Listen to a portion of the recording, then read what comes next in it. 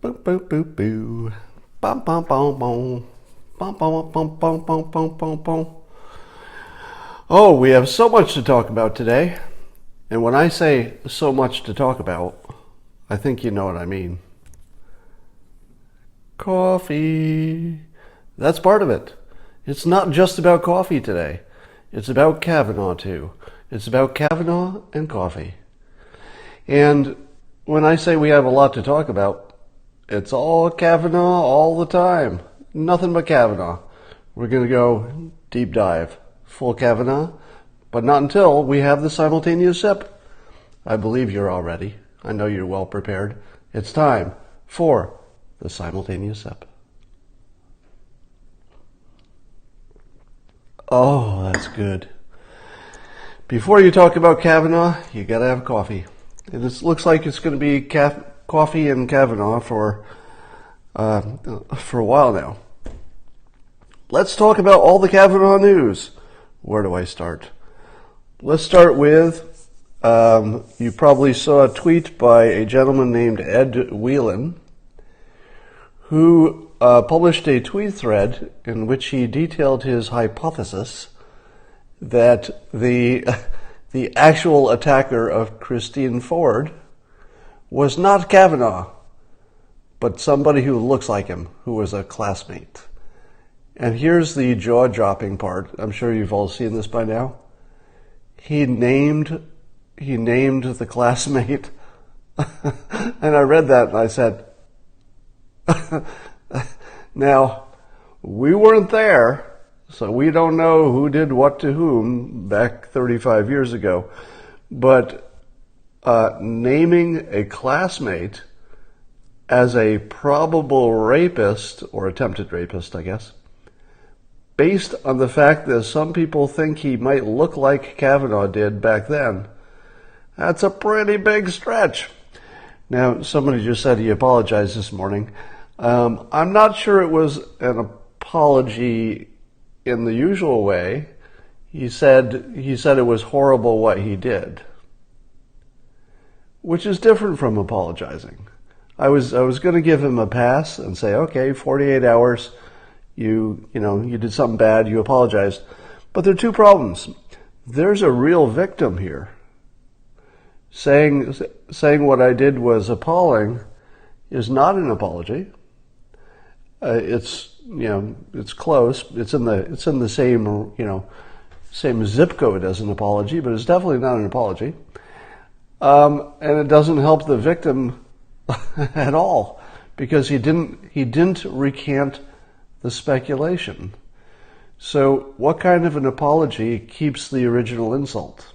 The original insult is, I'm putting you in the list of people who might be rapists, based on essentially no credible direct data. And he didn't change that. So Whelan said he shouldn't have named the person, but he didn't change the fact that he still thinks that this is a reasonable hypothesis. So, wow. Now, the weird thing is that Whelan's job, according to his Twitter banner, is he's the head of some kind of ethics group. So the head of an ethics group published something. Oh my God, there's a bad fire right in my view. Yeah, I'll show it to you. I just discovered that looks like a pretty bad fire outside. Let's see if you can see. Let's see, it's in that part that looks white right now.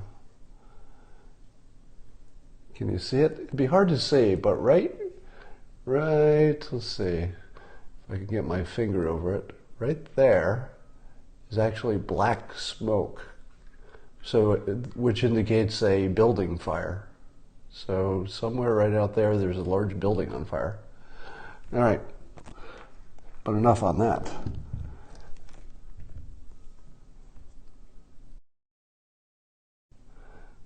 There we go. Why are we talking about fires when we're not done with Kavanaugh? All right. Now, the president tweeted this morning that facts don't matter. Like literally that sentence, facts don't matter. Talking about the Kavanaugh case, and it looks like in context he was referring to the question of whether they should do a little more investigating. And the president noted that it's a political thing and the facts of the case actually don't matter. Why would you bother investigating when the facts aren't going to matter anyway? Now, I believe I've said that with a little book called Win Bigly, subtitle, Persuasion in a World Where Facts Don't Matter. So the whole world is coming around to this realization that facts don't matter. But let's talk about that. The idea behind why these facts should matter, assuming that we could ever determine what the facts are. Now, I don't think that's possible, but in a world where we could determine the facts of what happened 35 years ago, just bear with me, imagine it's possible, right? I don't think it's possible, but imagine it is. You could concoct a scenario where there's, 3 separate witnesses come forward and they all have the same story and they haven't talked to each other. So you could imagine a scenario where we might learn the facts in a way that we're all convinced, but I don't think that's likely. But here's the thing. What is the reasoning behind why those facts would matter if we could get them? And the reasoning is that Kavanaugh is running to be the head of the highest court, and this would be an indication of his qualifications for the court. Is it? But is it? Does that reasoning fit? That what Kavanaugh did at age 17 or didn't do, let's say hypothetically that some facts came out that showed he did something essentially like what he was accused of doing. Would that matter to his confirmation? Now, let's talk about the Code of Hammurabi. I know when you clicked onto this Periscope today, you said to yourself, God, I hope he talks about the Code of Hammurabi, because we need more of that. I'm reading the book Sapiens on and off. I've been reading it for a while. It's a big book. And they talk about back in Babylonian times, there was this leader called Hammurabi, and there were no codified laws, or at least ones they didn't like. And he came up with a code of laws, the Code of Hammurabi. And this was before there was a, United States Constitution, before there were, well-agreed laws. And one of the laws that Hammurabi came up with that he considered just, and apparently people of the time also considered it just, is if you killed somebody's daughter, then the parent of whoever's daughter got killed could go kill your daughter, and then you'd be even. Do you know what's wrong with that? You're not punishing the person who did the crime. The idea is that you would kill the other guy's daughter if he killed your daughter, and then that would be called justice under the Hammurabi Code. Now, I bring that up because apparently human beings who had essentially the same evolved minds as we do, the same ability to reason that we do, roughly speaking, thought that sounded pretty good. They thought that sounded like justice. And the backdrop of that is that children in general were considered property. So I said the daughter was property, but it would have applied to the son as well. I believe it would be the same penalty. And so my point is that what we regard as obvious and clearly justice is really a social construct, because human beings in Hammurabi's time saw something completely different than what we consider justice, and they all looked at it, and I'm speculating here a little bit, but since it was popular and it took hold, I have to think that people back then thought, well, I don't like it maybe. I don't like all elements of it, but yeah, that's fair. That's fair. So the first point is that what we imagine to be justice is a social thing. The idea that you blame the person who did the crime seems perfectly reasonable to us because we've been raised that way. But let me suggest this. Was 17-year-old Brett Kavanaugh, was he the same person as current day 2018 Brett Kavanaugh? Now most of you say, duh, that's why we're having the conversation. Yes, he is the same person. He was 17, he got older, the same person. Duh. Really? That's a legal construct. We have decided as a society that you are the same person as your child was. You're the same person, you're a continuation. But these are things we come up with because it makes things convenient. It allows us to have a justice system with a set of rules that are just always the same. It allows us to own property, because if you own property when you're young, it's still yours when you're old. It allows us to assign blame and responsibility in a variety of ways. So there are all these practical reasons why young Brett Kavanaugh is the same person as old Brett Kavanaugh, and therefore we extend that to say, therefore anything the young person did has to be applied to the old person. But keep in mind that we're not talking about the law, because nobody says that legally current Brett Kavanaugh would be responsible legally for anything that his 17-year-old version of himself did. So the law is off the table. It's not part of the conversation. Even the critics would agree there's a statute of limitations. It is passed. Okay? So if we're not talking about legal responsibility, we're not talking about property ownership, what are we talking about exactly? Well, the argument, as I understand it, is that we can know something about current day Kavanaugh by looking at his 17-year-old version of himself. Can we? Because it seems to me that science is pretty solid on this, that young people don't even have a frontal cortex fully developed till around 25. So scientifically, 17-year-old Kavanaugh should be making worse decisions and different decisions than current day Kavanaugh. We know that. That's not that particular fact is not in dispute. Nobody argues that their 17-year-old self with a partly developed frontal cortex makes the same decisions as their 50-year-old self. Nobody makes that case. Why are we concerned about Kavanaugh in 2018? Because of the decisions we think he'll make. Because of the decisions we think he'll make. He's being considered for a job to make decisions.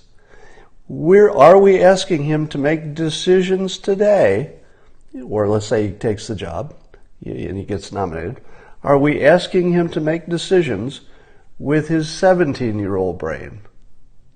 Is that what is being asked of him? Nope. Nope. We're not asking him to make decisions about his 17-year-old brain. We're not asking anybody to do that. It doesn't make any sense. The only way it makes sense to connect modern day Brett Kavanaugh to anything his 17-year-old self did or did not do, the only way that makes sense to connect that chain and say that event matters to today is if we think he's the same guy, or if there's a legal responsibility and we don't think that's true. So there is no reasonable connection between why we should care in terms of the nomination. We should certainly care if there's a victim.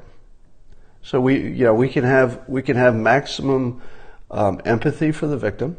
We could have maximum caring for any victim. Whether or not there was one in this case, we don't know. We'll probably never know the facts. But we could have maximum empathy for any victims, whether there's one here or not. And it still wouldn't connect to 50-something-year-old Brett Kavanaugh, who just doesn't have that brain and wouldn't make the same decisions. We don't know what decisions he might make, but he does have, 20 years or whatever it is of legal opinions that we can read through. So when the president says facts don't matter, I think that's a supportable statement in this case, because even if the FBI, let me put some context on this.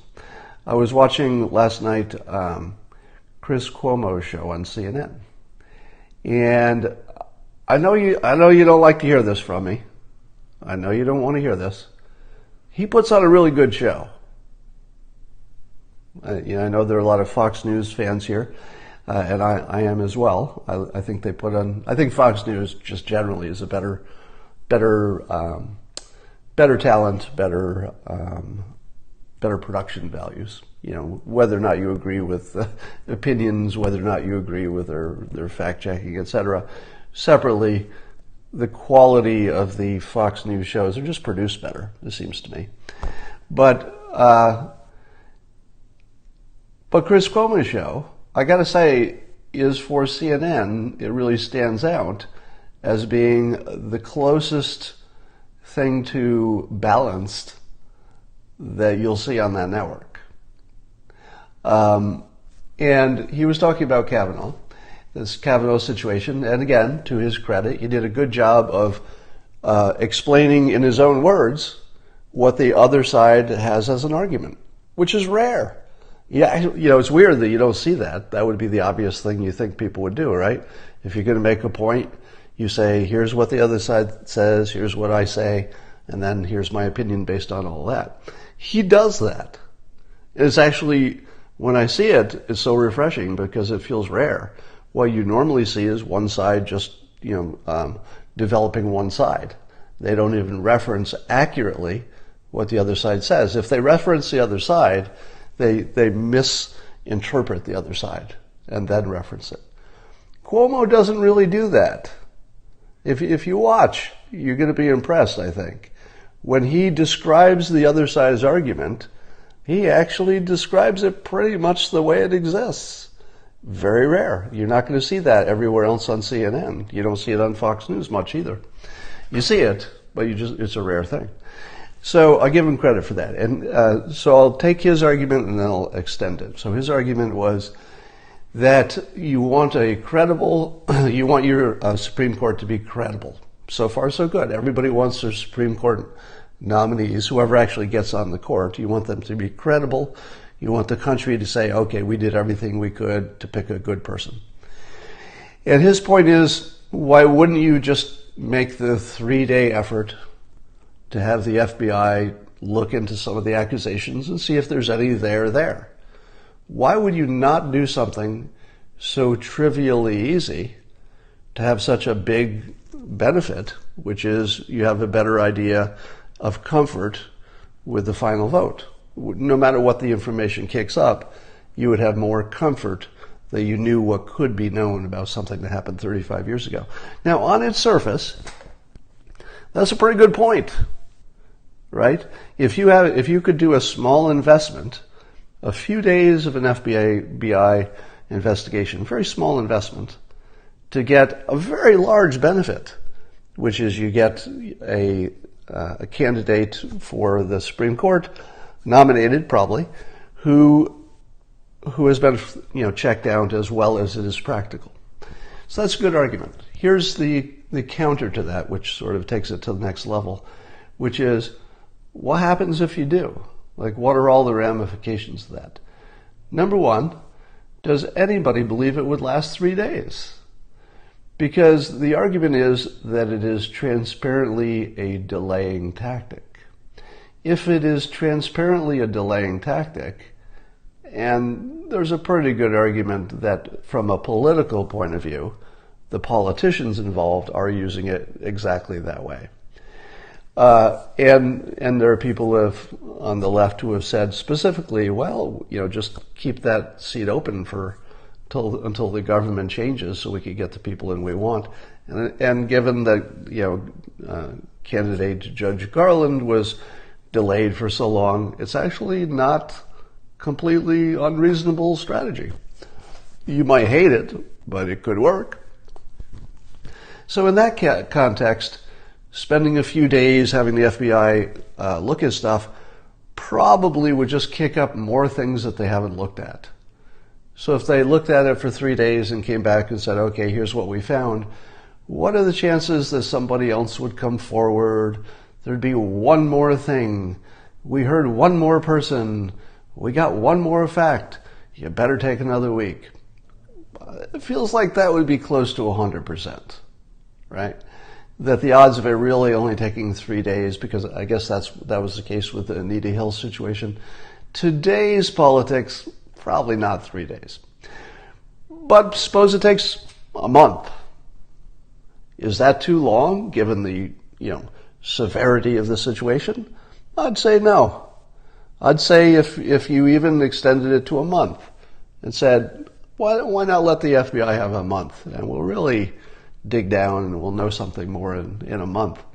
Well, that's still a small investment for a very large gain if you could get a more credible situation in the outcome. And here's the problem. Facts don't matter, as the president said. Can you imagine, realistically, can you imagine any situation where the FBI could come back with an opinion on what happened 35 years ago that would change anyone's mind? I can't imagine that, can you? Because if they came up with, let's say they came up with another eyewitness who said, oh yeah, I was totally there and Christine Ford is right. That's exactly what happened. What would the second part of that be? Who did that witness vote for? And then we would find out, in all likelihood, because this is the way these things go, we'd find out that one new witness voted for Hillary Clinton. Now what are the facts? Are the facts still the facts? Is that eyewitness now credible? No. No, that eyewitness would not be credible, because that eyewitness would have voted for the other side, and the whole issue is whether the original claim is politically motivated. Why wouldn't we just say the same thing about the next witness? Why would that make any difference? Now we just have two people who want to change the outcome of the Supreme Court instead of one.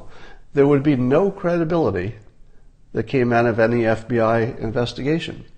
Now, let me ask you this. How credible would the FBI be for this particular investigation? Now, let me say my personal opinion of the FBI. Mostly meaning overwhelmingly, good, patriotic Americans doing the work of patriots. So the employees of the FBI, solid employees doing a solid job keeping the country safe. But in this very narrow question of President Trump and the things that Republicans want and the Supreme Court and all things Trump related, on that very narrow question is the leadership of the FBI. And of course the leadership would have to be involved in something at this level, right? This is not a low-level thing. It would have to be the leadership. Is the leadership of the FBI sufficiently credible that anything they came up with that indicated possible Kavanaugh guilt could be accepted by the public? And by the public, I mean, in this case, Trump supporters who also want Kavanaugh to get put on the court. I don't think we live in that world. In Anita Hill's day, well, she's still alive, but let's just say in Anita Hill's situation, back with Clarence Thomas, we had an FBI who could do an investigation, present a result, and the country would say, oh, well, if the FBI says it's true, That's probably pretty true. Came right from the FBI. Back in Anita Hill's day. What do we have now? Right now we have a whole bunch of emails from FBI, Department of Justice types who are clearly biased. Clearly very biased. So if the FBI did a 3-day investigation and came back and said, yeah, we have some good indication there might be something here, what would that do? Facts don't matter anymore. In this situation, it would have no persuasive power. It's a very unusual situation. It's, that the FBI would have no persuasive power, no matter what the facts were. So when the president says there's no point in delaying it to get what Chris Cuomo would say would be a perfectly reasonable small investment, just asking the FBI, hey, just take a few days. Just take a few days and, figure out, see if we can get closer to the truth. That sounds completely normal in Anita Hill's time. Back in those days. That would be a completely reasonable thing to ask. In 2018, asking the FBI to determine whether President Trump's person is, of good character or not is frankly ridiculous. It's kind of ridiculous. So the notion that the FBI would be a credible filter to put on this story is ridiculous. They are not a credible, trusted institution on this specific question. Again, I'll say as clearly as possible, and I hope you all agree, that the vast majority of them working on the vast majority of issues, like 99.9% of things, are just patriots doing a good job keeping the country safe, and we support them completely. But on this very narrow question, the FBI has no credibility. And they earned that lack of credibility through their actions, I would say. Let's talk about some... All right, so here's my point, just summarizing this. 17-year-old Brett Kavanaugh had a different brain than modern-day Brett Kavanaugh. He has no legal obligation for something that happened that long ago. So if you take the legal part out of it, you're only asking yourself, is this the brain that we want on the Supreme Court? And what you can tell from his 17-year-old brain is nothing, because it wasn't the same brain. It just wasn't the same guy. In terms of his personality, his decision-making, it was a different guy. He just has the same DNA, and he has the same sort of legal ownership, socially determined identity as that last guy, but he's not the same brain, and we're putting the brain on the Supreme Court. All right. Let's talk about Judge Jeanine's comment. So you probably saw her on Hannity's show, or at least a lot of you did, or you may have seen the clip, in which Judge Jeanine tossed out the word hypnosis in talking about the context of why Ford, the accuser, may remember something that some people think didn't happen. Now, there's no evidence on the table that anything called hypnosis is any part of this story, to the best of my knowledge. If we ever found out that Ford went to any kind of a therapist who did anything like hypnosis, then I would say that would very much change my opinion of the quality of her memory. If it was a sort of recovered memory under hypnosis, those are not real. That's not a thing. So that would be a case where you'd say, oh, red flag, red flag, red flag. But there's no evidence of that. So I think Judge Jeanine was using it in more of a hyperbolic way, not a stopwatch putting you under hypnosis, but maybe just that she had been influenced to the point of remembering something wrong. And if she had been influenced by some professional therapist type, that would be important, but there's no evidence that any kind of formal hypnosis happened. I'm just saying it, there's no evidence of it. All right. Here's my other big observation for today. You're seeing a lot of people argue on both sides of this Kavanaugh story, people who are pretty sure that they have the answer of whether something happened or did not happen as described by Ford. And here's the form that most people are arguing, and it goes like this. If your story is correct, how can you explain why? You've seen this on both sides, right?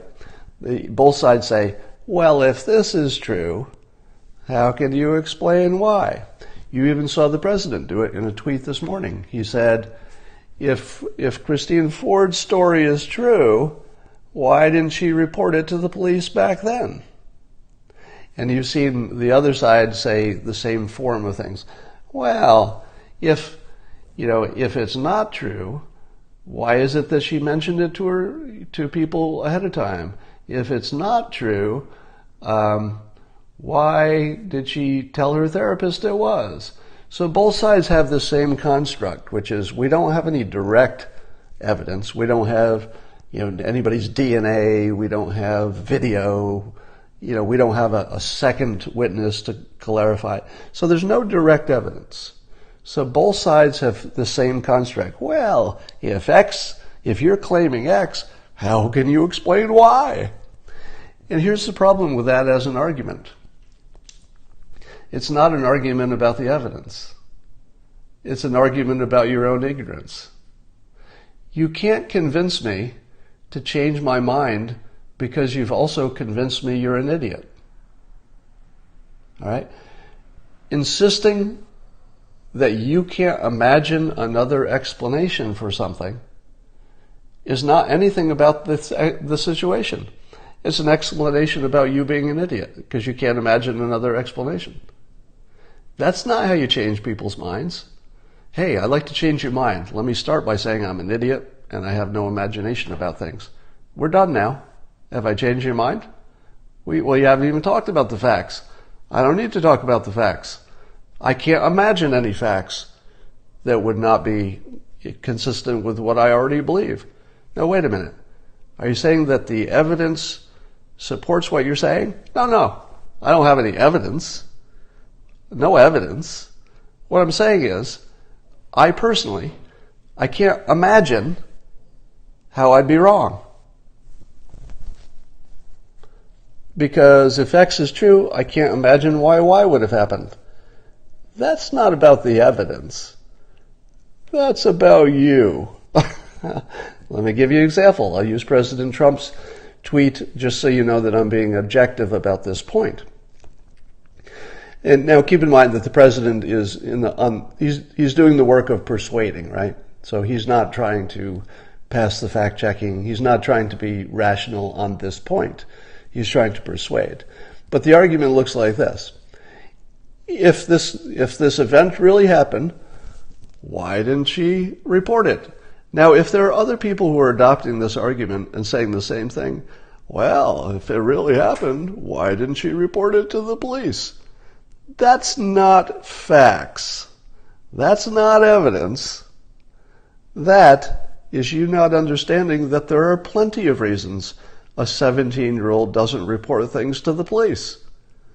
One of them might be that she was passed down drunk and she was underage.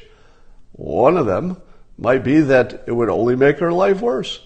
One of them might be she was a 15-year-old girl. What 15-year-old girls make good decisions? The whole context is that a 17-year-old Brett Kavanaugh made a bad decision. Suddenly a 15-year-old girl is supposed to be making good decisions? In what world do we expect that to be true? Have you ever met a 15-year-old girl? They don't make good decisions. You know who else doesn't make good decisions? 15-year-old boys. 15-year-olds. They don't make good decisions. So if your argument is, why didn't a 15-year-old do something that I would have done as an adult? That's not an argument. That's something wrong with you. You can't persuade me by telling me how ignorant you are and how bad your imagination is. That's not an argument. But still, it can be persuasive to the people who want to believe. So the president is, consolidating his base persuading his base. And plenty of his base will adopt some version of his arguments, which are, well, if it's not true that it's made up, how do you explain this? And then the other side is doing exactly the same thing. Exactly the same thing. They're saying, well, how can you explain this unless this really happened?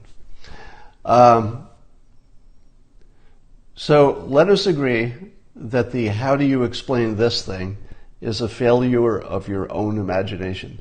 I have not heard anything from either side that I personally couldn't imagine several explanations for. All right? So take anything you think is in evidence here. Take anything you think is in evidence. Like, why would she report it if it weren't true?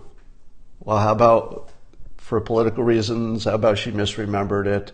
There are lots of good reasons. I can imagine lots of reasons that would be perfectly normal. How about, how could she describe, no, how is it possible that she could misidentify somebody that she knew? How is that even possible? I'll tell you how. Happens all the time. If you don't know that even that level of misidentification, literally somebody you know, if you think that's impossible, that's your problem. Because it's not impossible. It's actually fairly common to misidentify people, even within the small class of people you know really well. That doesn't mean she did it. I'm just saying that if you're asking the question, how do you explain this? There's plenty of explanations, and they're all pretty normal. Pretty normal. It's easy. So don't confuse your own lack of imagination, your own lack of knowledge, as some kind of evidence that somebody else did a crime.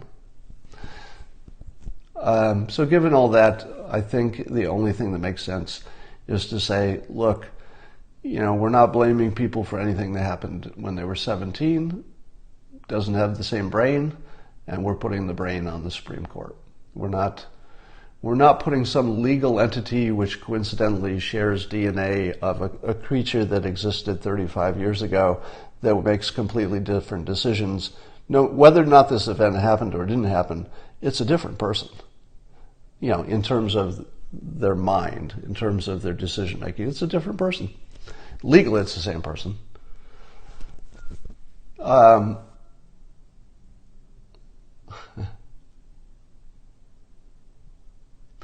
right.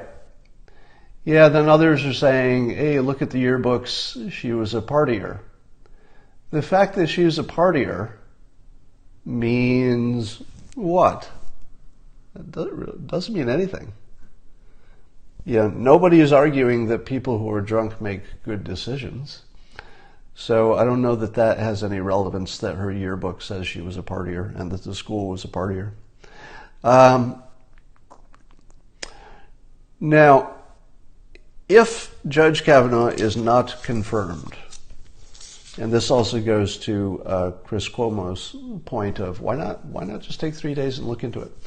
If you take 3 days to look into it, you'll probably find other things. They may not be evidence of crimes or wrongdoing, but there will be more questions, won't they? And so we'd be heading down a path where nominating a man for the Supreme Court becomes hard. Now, what if we reach a point where nominating a male for the Supreme Court is so impractical, because there's going to be stuff like this coming out? What if it's so impractical we just stop doing it because nobody wants to deal with it? Is that the world you want to live in? Maybe you do. I think you're seeing the same thing I'm seeing, but let me characterize it. I'm seeing in social media primarily opinions primarily from women or exclusively from women that basically are just pure anti-male. And it seems like there was a time. Some people are saying we lost the video. I'll wait a second. If you lost the video link, sometimes you have to get on Periscope and get back in. but everything is fine for me and some of the people listening. But I think I saw women saying in public and not backing down from it that men are sort of the problem. And I thought, that's new. I mean, it's one thing to think it, but it's one thing to be able to say it out loud and to not have any repercussions. Apparently there's no repercussion for saying that men are just sort of bad.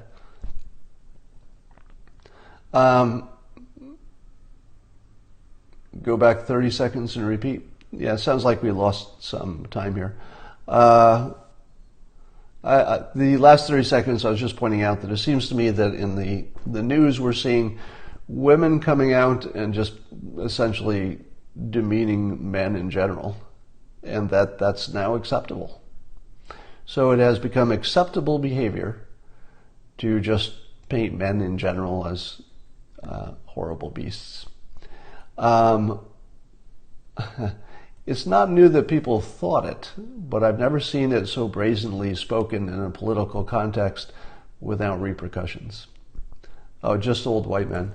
Yeah, so the notion that a bunch of old white men would be incapable is exactly the Judge Curiel situation, isn't it? You know, the accusation against Trump when he said Judge Curiel might be biased because he has Mexican heritage, and the president had, of course, been painted as the enemy of all people in that category. And people said, "Are you saying that judge can't be objective because of his race?" Well, that's exactly what the president was saying, but it was limited to the specific question because the question was about race and Mexican immigration. So in that specific case, yes, that was exactly what the president was saying, that a person's life experience causes the potential for bias, and you would like to get rid of that in any kind of a legal context, which in the legal context is actually allowed, and it's good form to do that. But why would we use a different standard for the Senate? It is true that having, in my opinion, as I've said in a different Periscope, that this is one of those cases where some diversity is almost certainly a benefit. Because if nothing else, it would give you more credibility for whatever decision comes out. So I've argued that diversity in the Senate and in other places is a powerful thing for the United States because we have a diverse country. So that you're just matching your form of government to the population, and that makes you stronger than if the population has puts less credibility in the government. So just sort of a standard, obvious statement. But in this case, these old white senators are being accused of being old white people. Old white males, specifically. Yeah, old white men. When did it become okay to say that? Because if it's okay to say that, is everything on the table now? Are we allowed to say that some other group can't do their job because of their ethnicity or their gender? It feels like some kind of line has been crossed, wouldn't you say? And as I saw somebody else on social media say, how could a man be a Democrat? That's still an exaggeration. It's still a little hyperbole to say that, but not a lot. It's not a lot. I would say that now that's a legitimate question. Whereas that would have been a crazy thing to say not long ago. The question, how could you be a man and join a party that doesn't like you? How can you? Really? How the hell would a man become a Democrat when the leaders of your party, who are women, and I think we'd agree with that. When you say the leaders of the Democrat Party are women, let me do a fact check on me, okay? So I've made a claim of fact that the leadership of the Democratic Party are women. Now that doesn't mean all the men. Obviously, there's a Chuck Schumer, there's a Keith Ellison. There are males in important positions. But wouldn't you say that the opinion of the Democrats is whatever the women want it to be? True or false? Democratic philosophy is what the women want it to be, the women who are Democrats. Am I wrong? It's not what the men want. Because I'm pretty sure that the white men who are also Democrats don't really want to live in a world where they can be told they can't do their job well because they're white males. I mean, if they do think that, that's a strange situation. I'm sure there could be some people in that group.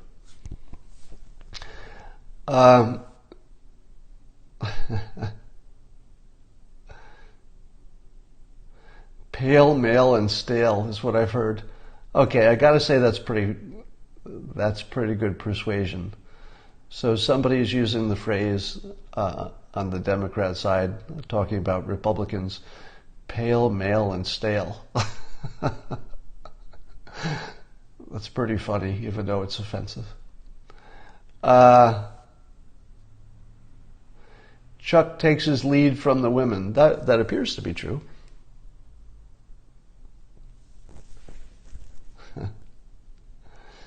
All right. I'm not going to read that comment.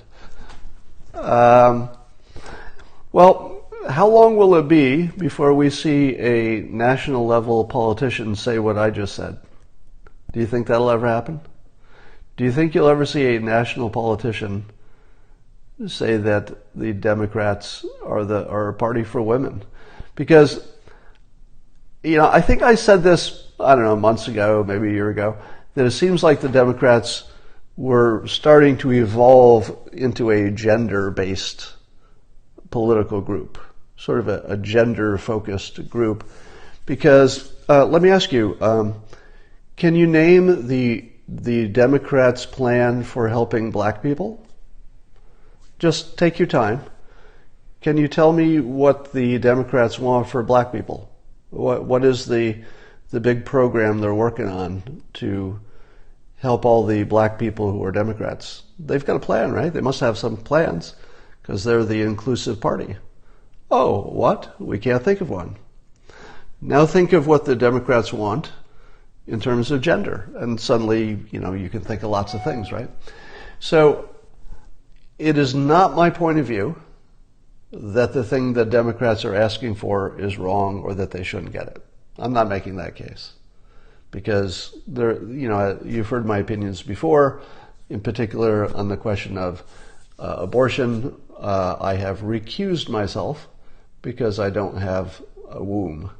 And I think that women are more capable than men of deciding how society should treat this. They have more skin in the game.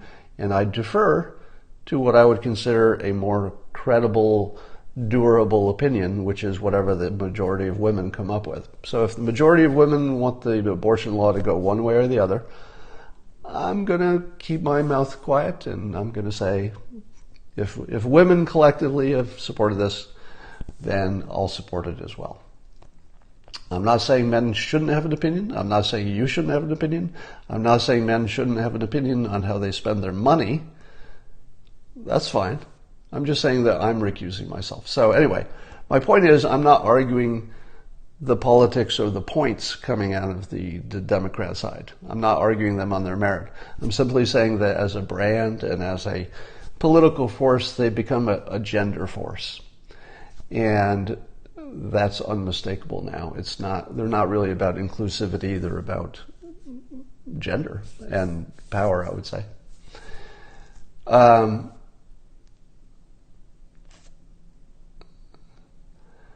right. I think I've said enough, and I'm going to sign off for now, and I'll talk to you all later. Bye for now.